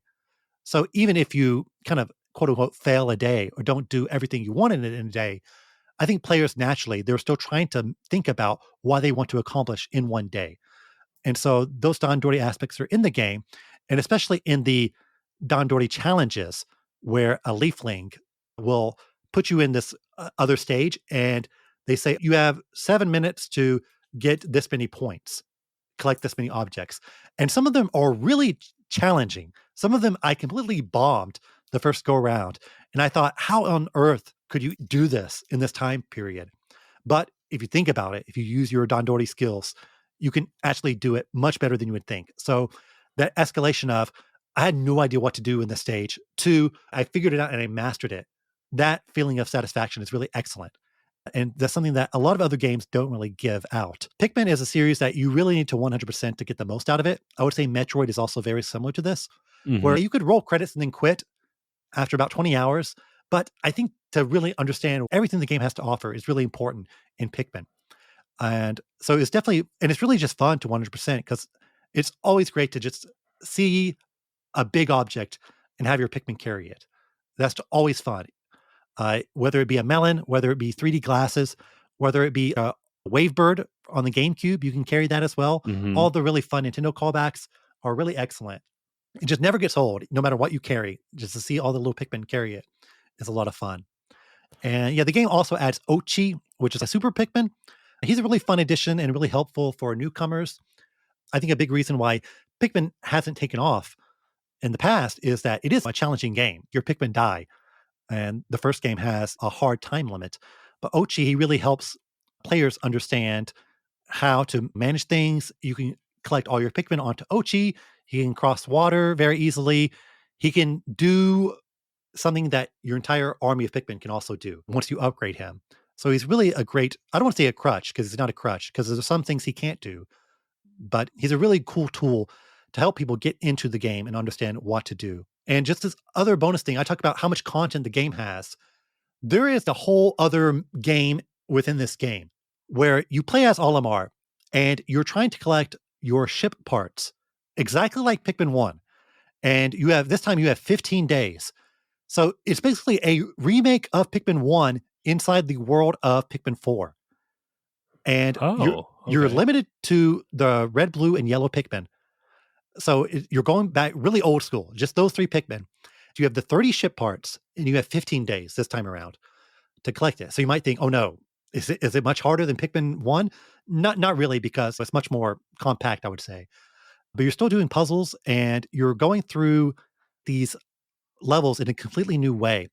And the parts you collect are the exact same items as in Pikmin 1. And since I just beat Pikmin 1 a month before I played Pikmin 4, seeing all the weird Olimar ship parts in HD was a lot of fun. It still has the piggy bank Mm, and that type of stuff in there. So now I understand, why Nintendo released Pikmin 1 and 2 right before Pikmin 4. This is not something they needed to add to the game. They could have not put it into the game at all, and it would still be a great game. But they went the extra mile and put this remake of Pikmin 1 inside Pikmin 4. And it's quite lengthy. It took me 3 hours to complete Olimar's little side story, and yeah. it's just totally extra. You don't have to do it to beat the game. It's just a fun little thing for Pikmin 1 hardcores. And yeah, I was just blown away by how much content the game had, just everything. They really understood what is great about each individual Pikmin game and put it into this game. And I just had a great time with it. It's just an amazing game. If you've never played Pikmin before, this is the game to get. I can't believe Pikmin 4 is my number 2 game of the year. When they announced the game, I was like, okay, another Pikmin game. But now I'm all in on Pikmin. I'm ride or die with Pikmin. I can't wait for Pikmin 5 or whatever else they have in the series. So I'm really glad that I got into the series this year. Pikmin it 4, my number 2 game of the year. it seems like a lot of Nintendo properties got a big breath of fresh air put into them. Not just Pikmin, but Kirby. Kirby is like Yeah. it's a popular series, but in general, it's nowhere near your Marios and Zeldas. Metroid. Metroid Dread was one of the best-selling games in the entire Metroid series. And for how much Metroid gets love from its fan base and from retro gamers, in general, it does not sell well. So it seems like the Switch has really been this revitalization machine for a lot of these franchises that Nintendo created, trying to find some new IPs. Though obviously Metroid was there at the birth of Mario and Zelda and all that other stuff. But anyway, I digress. So in Pikmin, I'm not surprised it took so long. I actually am not, because in essence it is an RTS game, and Hmm. RTS games is a very niche genre. It's a very Nintendo way, a very Nintendo approach to an RTS game, but it is still an RTS game, just like I said, very unique. And so I'm not surprised it took so long, but it's been doing pretty well. I'm happy you're a fan of it, because I do eventually want to do a Pikmin 2 episode, and it looks now I have a guest for that. So I'll have whenever I get around to actually beating it for myself, I will have to invite you onto the show and we can do an episode on Pikmin 2. So Josh, the time has come. Game of the year number 1. What is your best game of 2023? All right, and we're getting even more new. For once, I'm not doing a retro game. I mean, I know BioShock Infinite isn't that old, but if you go by the Retronauts rules of 10 years, it's retro. It was just scary to think. But the game I have for my number one overall, it's a game that I have played before and I have beaten before. It is Ori and the Blind Forest. Have you ever played Ori and the Blind Forest, Mono? No, I see them on sale on the Switch all the time, and I say I'm going to buy it. I just haven't gotten around to it yet. Do you like Metroidvanias, actually? I like Metroid, but I haven't really delved into other Metroidvanias. I kind of fall off of Metroidvanias if I get too confused. I don't think you'll get too confused with Ori. Ori is a Metroidvania. It came out in 2015, so it is 8 years old now. There's a definitive edition that adds a whole new area of the world to explore.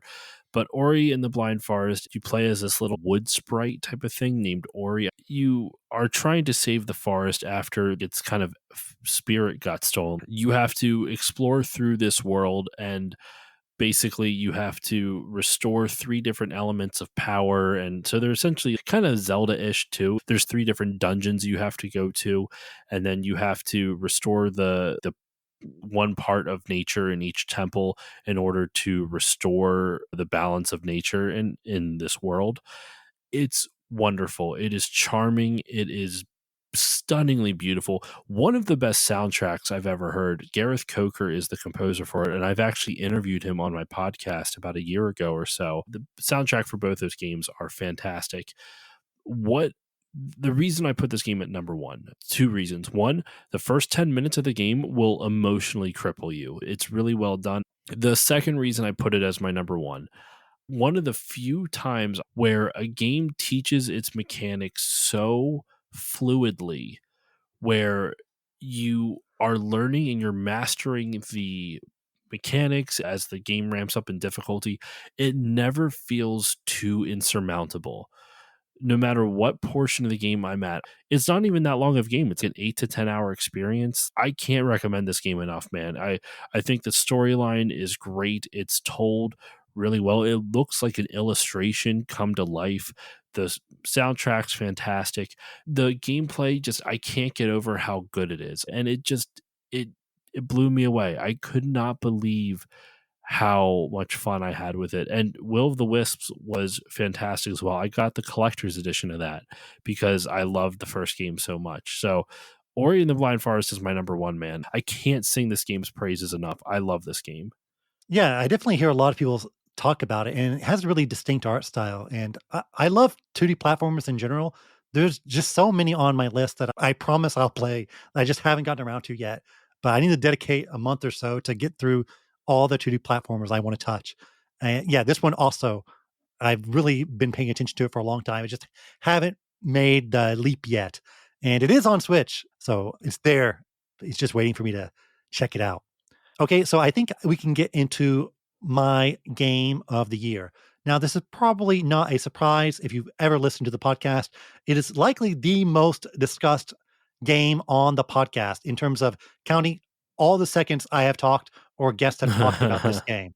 think I know what And you're going to so, say. so I won't take a whole lot of time explaining it because I spent many, many episodes talking about the game both before and after launch. But it is none other than The Legend of Zelda Tears of the Kingdom from Hmm. EPD3, the Zelda team, directed by Fujibayashi, produced by Eiji Aonuma. So the veterans are back to give us this amazing game that really exceeded expectations. Now, Breath of the Wild is one of my favorite games. I would probably argue it is the best game ever made if we were looking at it objectively. And so, following up to the best game ever made, not an easy task. And I kind of went into it thinking that they are not going to get up to the level of Breath of the Wild because how could you? Because that game was just, sorry for the pun, but a breath of fresh air. It completely reinvented not only Zelda, but open world games in general. And it felt like a game that was made for me. We were talking about how they remade Checkerboard Chase 64 for me. I Hmm. felt that's something only I would want. And Breath of the Wild, it really hit everything I wanted out of a not just a Zelda game, but a game in general. So it really felt like they interviewed me before they started production, and then they just made that game. The sequel to Breath of the Wild, some things people were a bit weary about. They said, "Oh, we're using the same map, the same Hyrule." You think, well, part of the appeal of the first game was that the world was so different and so interesting, and to reuse it again, that kind of takes away some of the luster. But this game is answering the question, what if you theoretically had 10 years to make a game? Because if you think about when did Breath of the Wild start, the production of that game probably started about when? 2013? And since they're using a lot of the elements from Breath of the Wild in Tears of the Kingdom, it is like they have been making, eventually, they made Tears of the Kingdom in a 10-year span. So we are seeing the fruits of a decade of labor, and you can completely understand that, okay, this is a game that feels it took 10 years to make, if not a lifetime to make. It's that dense, it has that much depth to it in terms of the gameplay mechanics and the richness of the world and how you explore it. And Hmm. all the new gameplay mechanics completely change how you interact with the world. Any one of these could be the basis for an entire game. The biggest Hmm. one, of course, is Ultra Hand, which again, I love that Nintendo, they named it after a toy they made in the 1960s called the Ultra Hand. So for them to call back to that, that's something only Nintendo could do. They have that long of a history. So Ultra Hand, where if you've never played the game, you basically take any object and you can put it together. And there's all these new objects that they made called Zone devices, specifically to facilitate putting things together. One of the big things that you make, of course, are vehicles. You can make a car, for example. You can make a helicopter. You can make a flying motorcycle, which a lot of people did make. But not just that, but you can also make structures. You can just make your imagination is the limit. You can make anything you want. And they're really used both in terms of solving puzzles and also in combat scenarios as well. I made like this tank drone that I could just send out and it automatically looks for enemies and it shoots lasers and fire and ice and everything else you can think of. So it's just fun to drop that down into an enemy camp and see it go to town. And this is something that I just made by myself. So the Ultra Hand, it's just you can make anything. It's really crazy about how everything works, and it's not filled with glitches at all. It's insane how developers can release, games that are broken beyond belief. Ultra Hand, the most crazy game mechanic I've ever seen in an open world game, where you can just take anything from the world and stick it to another thing in the world. It's amazing how it works, and it's just so fun to use. And it can be a little clunky at times Mm. when you're first using it. It takes some practice. I can't lie. The game is using every button on the controller, and some of the buttons are doing different things. The game has just that many mechanics, but you do get used to it. Once you Yep. get the rotation down, then you can make things a lot quicker than you would think. Other game mechanics, Ascend, where you can just no clip through the world, which is Hmm. again, you can make an entire game just about this mechanic. It's just wild. Like, okay, I'm in a cave. Here's a ceiling. I can just pop up on the top of the mountain. It's unbelievable how they created this. And you see a lot of game developers talking about this game, talking about Ultra Hand, talking about the physics system, and they're blown away by it. It really feels like a game developer's game because a lot of Hmm. things that people struggle with, they're doing seamlessly in this game. Fuse, again, when you can combine weapons to anything you want. The game mostly focuses on you're getting monster parts and you're putting it on a weapon, and that gives you a straight up buff to your weapon. But you can also do many other creative things to your arrows. You can put some food on your arrows and shoot it, and that would distract enemies. And then you could also put bat wings or key swings on your arrow to make it shoot faster and farther. You can do Oh, homing okay. arrows if you attach eyes to the arrow. There's just so many fun things you can slap together. There's so many things you can experiment with. No matter what you put, even if it's just weird or it doesn't do a whole lot, it will at least give you a little bit of a damage buff. It doesn't punish you for putting stuff on there. And there's Yeah. all these cool things you can put on there that you might not know. If you put a mushroom on a spear, they will bounce away. Of course, you can put the ice Lizalfos, their tail, and make an ice whip, which is really fun. And the world, they're using the same map, but they have the new Sky Islands and they have the depths, which is the dark world of the game. And a lot of people criticize the Sky Islands because they're not so big, but I really like them because they are kind of like their own little puzzle archipelago. Like, imagine Yeah. like a mist is in the sky, if you can think of it like that, Yeah. where Yep. Yep. you're going through there and you're solving these puzzles. And I love the atmosphere of the Sky Islands. I love the music. The music is incredible. And there is a risk you can fall off. And then, well, if you fall off, if you don't have a waypoint up there, you're not getting back up there until you climb all the way back to the sky. So that risk of like, if I mess up, I'm going to fall and plummet to the depths of the earth is really intense. And and then yeah, the depths, the real depths, the underground level is just I can't believe they put that into the game. It's the entire map just in the game again on the bottom. And again, atmospheric, creepy, and they're so smart in how they utilize all three different parts of the map. For example, Ultra Hand, you want to collect these Zonai devices to help you navigate the world. So all the Zonai devices are mostly in the Sky Islands. So you go to the Sky Islands to get those devices, and you also get material that heals you in the depths. And then on the surface, you have the questing. That's really where you level up Link and you get weapons and armor and gear. And in the depths, Mhm. that's where you find a lot of Zonite. And Zonite helps you build things. So it's this really awesome flow of I go to the sky to get this, and I go to the depths to get this, and I go to the surface to do this. So you're kind of constantly hopping back and forth. But the game is also very generous in letting you focus on whatever you want to focus on.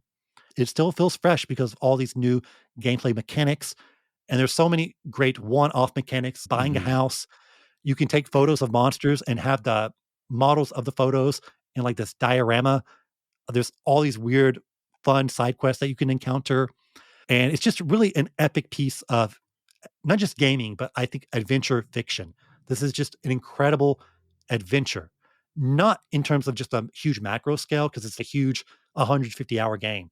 If you play Yeah. for 15 or 30 minutes, you can have your own little mini adventure, either through a small quest or just something that you encounter in the world. For example, the caves and the wells are just excellent additions to the game. Each individual cave has its own gameplay gimmick or something that you can find and discover.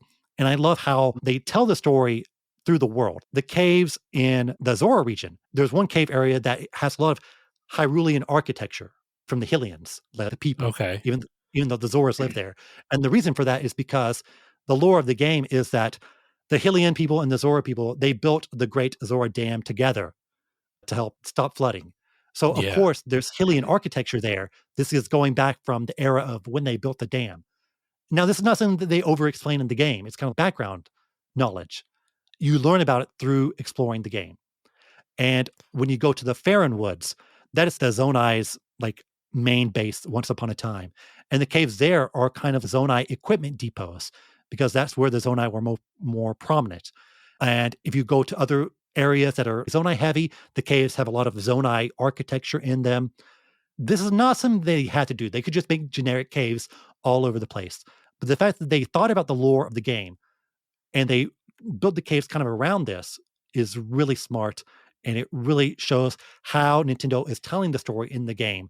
They don't rely on super long cutscenes. They rely on the world building and you kind of piecing things together to get the most out of this amazing world. I think that what Nintendo does really well in this, what I admire most about Tears of the Kingdom is that if you look at how Breath of the Wild started, one of the things that people praised it for was the freedom it gave players to explore the Mm, world. You see that mountain off in the distance? Yeah, you can just go up and climb it. If you have enough stamina, you can go and climb it. Or if you know how to manipulate the game's mechanics well enough, you can go and climb it. And that was what everyone talked about with the different move sets you were given. This one in Tears of the Kingdom, all right, hold my beer. We're going to make it even more. We're going to give you more control and more power than you thought you could ever have. For Nintendo to be able to build a playground in which it allowed you to break the rules that they probably never even intended. They knew what they were doing. They knew by giving you this yeah. rule set, players are going to be creating things they could never have imagined. And they're like, yes, bring it on. Test the limits of what we can do, of the physics that we are giving you in this game. And some things break, some things don't. And you can always tell when a game has a bigger impact is when they developers allow for a certain level of uncertainty. It's amazing how well they iterated on the ideas of the first game in each of those series, and specifically here in Breath of the Wild, Tears of the Kingdom, and how much more they added and changed and just refined it. It's truly incredible. Yeah, I completely agree with you. I think you really nailed what makes the game in general excellent and what makes Tears of the Kingdom even greater than Breath of the Wild. I can go on and on about they added this and this and this, but they really just take everything from Breath of the Wild. They fix all the issues, I would say. A lot of people had some criticisms about combat shrines or weapon durability. They addressed them and they put forth a brand new idea that I think works better in Tears than it did in Breath of the Wild. I could just go on and on about the game just forever. I'm sure you could have an entire podcast solely dedicated to the game. It's that rich, it's that deep, it's just that huge. Just think of all the places in the world where you can plant your feet.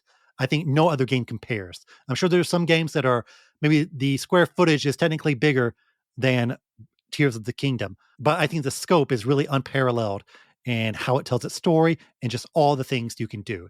The ending is just what a way to end a game. I won't spoil it here, but they go out on the highest of high notes. And yeah, I think I should wrap it up because I could talk another 2 or 3 hours about Tears of the Kingdom. If you want to hear more listeners about me talking about Tears of the Kingdom, there's plenty of podcast episodes where I chat about it. But Tears of the Kingdom, I was expecting going into the game, it's not going to be as good as Breath of the Wild, but I was shocked to see that not only is it as good, it's possibly better in pretty much every way.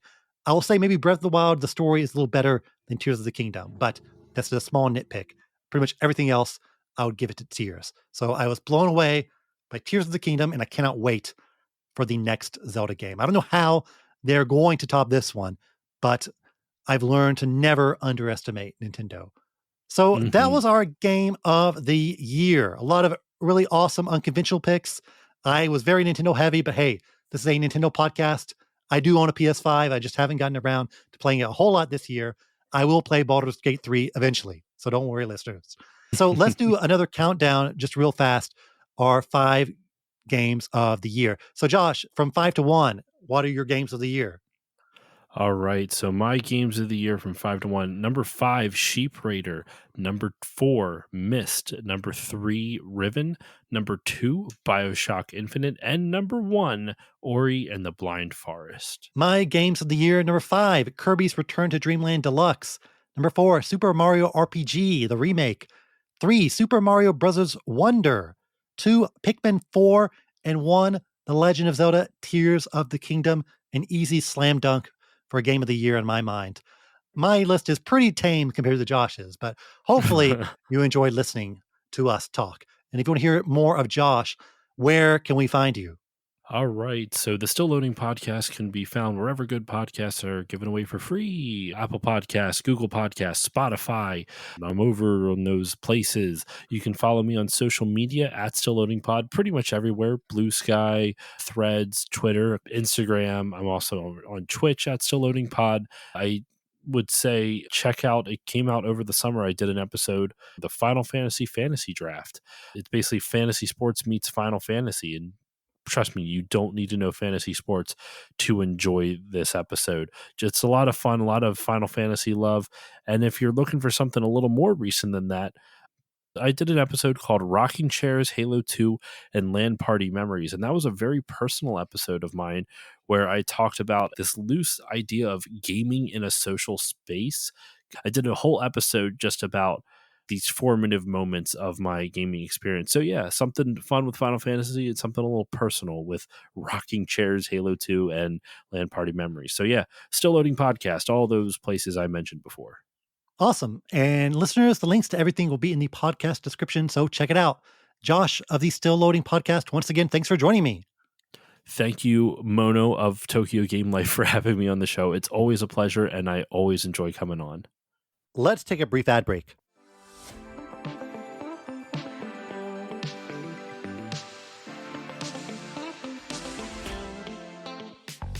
We're the Tokyo Fresh Podcast. I'm David. I'm Jordan. We're a comedy lifestyle podcast diving into the weird and interesting side of Japan. We often share stories about our lives in Japan, and how you can avoid making the same mistakes. So if you want to take advice from two idiots who have been living here far too long, check out the Tokyo Fresh Podcast. Only on the Tokyo Beat Network.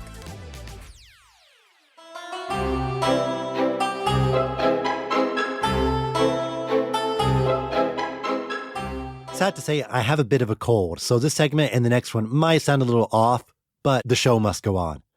This episode's feature is about Japanese gaming pamphlets. I know this sounds very vague, but I'm talking about free pamphlets you can pick up at game stores in Japan. Places like Yodobashi Camera or Bit Camera or Gayo. You might think, is there enough content to fill out a whole feature? Honestly, no, but I do think it's an interesting element of game marketing in Japan, and some of them are pretty fun collectibles. So join me on this journey of collecting a bunch of paper that I will eventually throw away. I use the word pamphlets, but some are booklets, some are just loose leaf flyers, some are full-blown catalogs. They range from 2 to 60 pages, and many, if not all of them, are Nintendo related. A lot of the ones I'm going to talk about today seem to be put out by Nintendo themselves. I was looking to see if they partnered up with some publishing group here in Japan, but there's no copyright on them or anything. So it seems that Nintendo's internal marketing team is the group behind most of them. What's fun about them is that they can be oddly specific or focus on audiences you wouldn't think of when it comes to traditional game marketing. As with a lot of Japanese print media, the layouts are really outstanding. And even if you can't read Japanese, or if you know everything about the game, flipping through one is a lot of fun if you can appreciate some good graphic design. And the best thing, they're free. They aren't handed out after you buy something. You can just walk into a store, take them, and walk out. I typically do buy something though if I want to grab some of the flyers. I don't know, it just feels weird to walk out of a store with something even if it's free. I don't want any misunderstandings here. This feature is going to focus on my haul I got from Gayo, a small media chain, and Yodobashi Camera, a big electronics chain. At Gayo, they were at the bottom of the racks, but Yodobashi Camera had a standee for them right at the entrance of the store. So you can tell who cares most about displaying them. You'd think they'd want as many people as possible to nab some. I mean, they just end up in the dumpster eventually, right? The biggest and best of these free pamphlets is easily Nintendo Magazine. It's more of a shopping catalog than a real magazine with interviews or news, But it is magazine sized, around 100 pages, and features these really nice glossy pages, so it does look like any other magazine you'd actually pay money for. These are fairly new. The oldest ones I can find date back to 2021, and I honestly don't remember seeing them before that. They're seasonal, so the newest one I picked up is the Winter 2023 Nintendo magazine featuring Pikmin holding a Christmas ornament. I love the custom art they make for these. The summer mag had Link eating a watermelon, and last year's Christmas catalog had Mario in a very fashionable scarf. Inside the magazines are ads, recommendations, and even little mini features about specific games. Super Mario Bros. Wonder had 6 full pages dedicated to explaining the mechanics and power-ups. And of course, one of those pages is dedicated to Yuri Aragaki, who has appeared in many a Nintendo ad. The cool thing about the magazine is that it doesn't merely just feature ads you'd find in other magazines, but there's a lot of custom photography and screenshots as well. The pages for Mario Kart 8 have pictures of literally every single course in the game. Another section is dedicated to playing Switch over the holidays and recommends some casual multiplayer games like Momotaro Dentetsu. Another spread is focused on glowing characters, so you've got the Glow Pikmin, Lightbulb Kirby, Terra Pokemon, and yes, even Supersonic. These kind of out-of-the-box ideas are a fun way to present these characters and games to people. I won't break down the rest of the magazine because recently they have uploaded the entire magazine in English to Nintendo's official website. I want to say originally it was just the magazine, then they had the Japanese digital version, and finally the English digital version. So yes, you can just hop over to Nintendo's website and read it for yourself. It's so well put together, and if I was a kid, I would love to have something like this to peruse over. Something that gained a lot of international attention was the pamphlet for Super Mario RPG, which mimics the SNES game's original instruction manual. It's the same size and features the same layout as the cover, but this time with those glorious 3D models. I doubt the inside is the same unless it too was about 8 pages, but it does break down the basics of the gameplay and introduces the characters. These pamphlets are here to inform people who know nothing about the game, so they are kind of instruction booklet-ish in theory. But this is such a cool idea and the perfect nostalgia button to push for a remake. Game-specific pamphlets are pretty common. The Super Mario Bros. Wonder pamphlet is pretty much the same size as a Nintendo magazine if you laid it out horizontally, but this one has much fewer pages. But still, it's about 10 pages of glossy paper with gorgeous color screenshots and artwork. There's a whole page for Elephant Mario. How can you not buy it after seeing that? And yes, Yui Aragaki is indeed on the cover. Another similarly shaped pamphlet is called Hajimete no Pikmin, or My First Pikmin.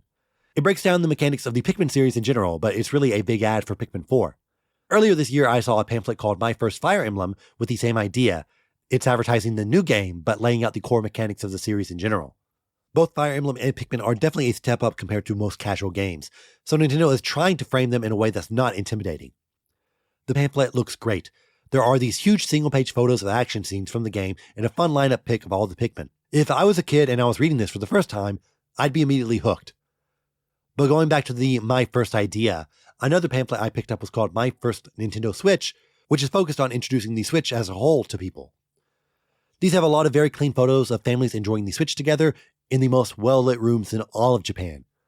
Seriously, a lot of Japanese commercials and ads showcase Japanese people living in these huge homes with the most blinding white light coming from the windows.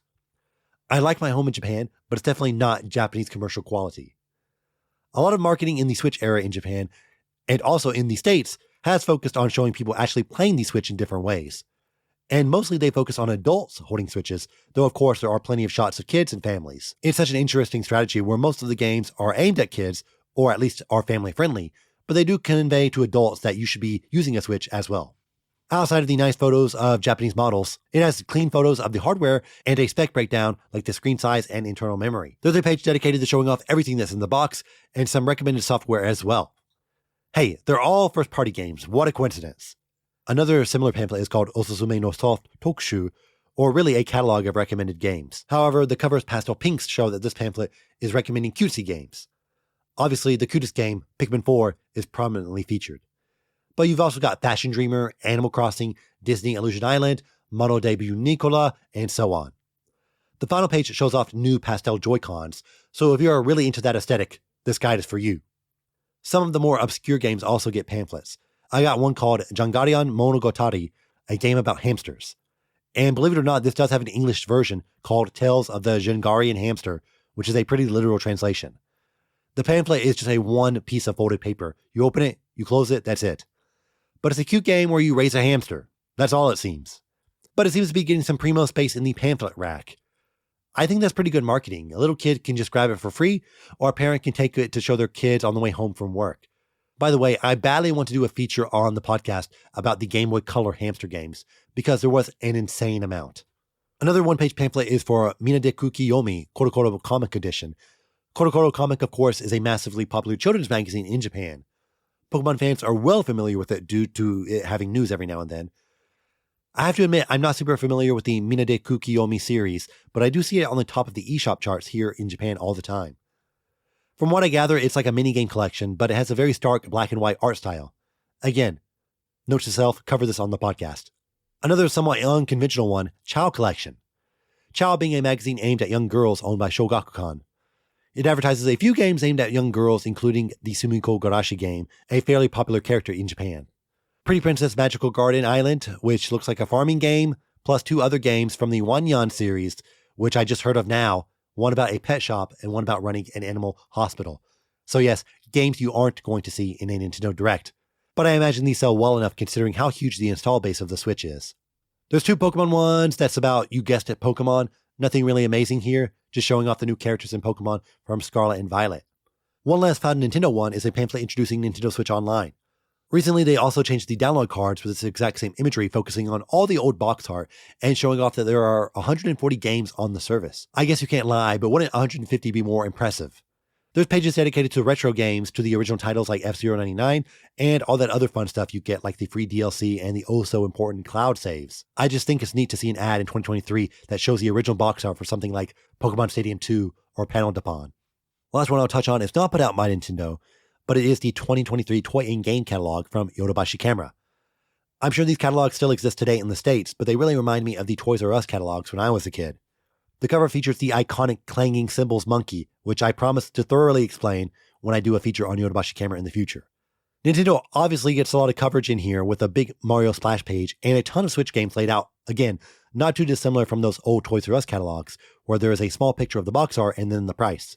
They also advertise some Yodobashi Camera exclusive deals, like a Switch OLED, 1 game, and a Christmas bag for 4,200 yen. You can also save 550 yen if you buy 2 Switch games. Better than nothing, I guess.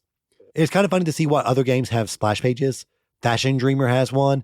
Square Enix also has its own page, showing off Dragon Quest Monsters and Final Fantasy VII Rebirth, plus a bunch of other merch. Game Pass gets 2 pages, as does the MetaQuest. The Game Pass one is pretty good, as it lays out a dozen of games you can play on it right now, including the hottest Xbox title, Persona 5 Tactica. I'd say there are more pages dedicated to games over toys, oddly enough, considering how big Yodobashi's toy section is compared to the game section. Anyways, that's a primer on all the amazing free pamphlets you can pick up in Japanese gaming stores.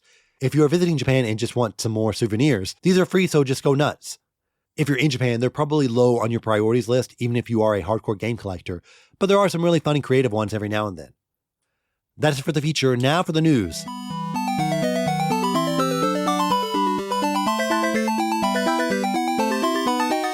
What's the biggest news item these past few weeks? Obviously, the announcement of PokePark Kanto, a new Pokemon-themed experience coming to Yomiuri Land. Yomiuri Land is a theme park that's technically in Tokyo, but you still need to take an hour train ride or so from the city to reach it. PokePark Kanto is described as, quote, a place where visitors can enjoy the Pokemon experience in a lush natural environment. I imagine it will be somewhat similar to Pokemon Wonder, an attraction at Yomiuri Land where you explore outside to find hidden Pokemon. I already covered that on the pod, but it was a while ago, so if you're a new listener, definitely go back and check out that episode because I still think Pokemon Wonder is one of, if not the, coolest gaming-related thing I've done in Japan. Yomiuri Land is well integrated into nature, so you've got the rolling green hills and even bamboo forests. Doing Pokemon Wonder made me feel like I was in the game, so to expand that and make it even more deliberate, I can't wait. I'll absolutely return to check it out. There were also some trademarks for PokePark Kalos and PokePark Paldea, so we might be getting more Pokeparks around the world. This is such an awesome idea. Is PokePark Johto happening? As if there weren't already enough reasons to visit Kansai. Now, I don't expect these to be really huge. They aren't going to be a Super Nintendo World level attraction. Instead, it will probably be just some stuff they've built into the natural environment, along with some games you can play and some fun photo ops. But after experiencing Pokemon Wonder, I'm confident that they can nail the atmosphere of the game. No date, but let's hope for 2024. The Game Awards, it happened. Baldur's Gate 3 walked away with the top prize, and Nintendo did win 3 awards. Wonder got Best Family Game, Pikmin 4 Best Strategy Game, and Zelda nabbed Action Adventure. There were quite a few announcements, not really a whole lot for the Switch, but I wanted to run down my favorites. The big one is obviously Visions of Mana, a brand new Mana title from Square Enix coming in 2024. I'm not a huge Mana fan, I've only played Secret of Mana, but hey, that's a good game. I have been meaning to pick up the Trials of Mana remake, but maybe now I should just wait for Visions. The game looks gorgeous, and notably, it is not listed as coming to the Switch. What could Nintendo possibly announce in 2024? Even if it doesn't launch day one on Switch 2, I do imagine it's coming to the platform. Though if I had a game that was coming out in 2024 that could run on Switch 2, I'd get it on the platform ASAP.